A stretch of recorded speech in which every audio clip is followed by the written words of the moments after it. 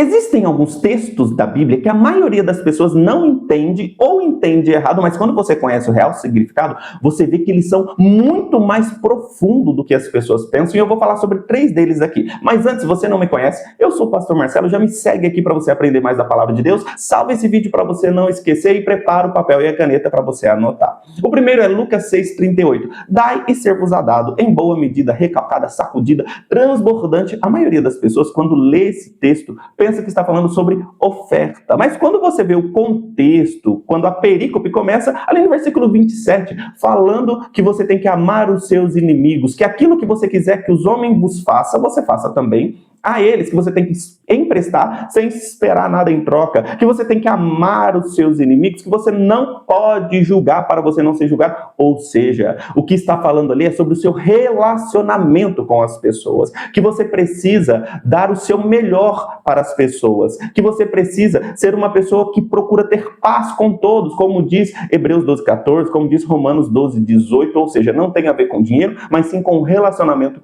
com o próximo. O segundo é Apocalipse 3,20, Jesus dizendo: eis que eu estou à porta e bato. Se alguém ouvir a minha voz e abrir a porta, eu entrarei, cearei com ele e ele comigo. Tem gente que usa esse texto como texto evangelístico. Olha, Jesus está batendo na porta do seu coração, ele quer te salvar, mas não entende que ali é uma carta endereçada a uma igreja, uma das 7 igrejas da Ásia e a igreja de Laodiceia. Ou seja, é muito mais profundo do que nós pensamos, porque estamos falando de igrejas que estão cultuando a Cristo sem ter Cristo dentro da igreja. Isso é muito sério. Uma igreja morna, que se acostumou com louvores, adoração, oração, sem a presença. Ou seja, isso não é uma chamada evangelística, mas é uma repreensão à igreja de Cristo. Isso fica muito claro no versículo posterior, onde Cristo diz que repreende todos aqueles que ele ama.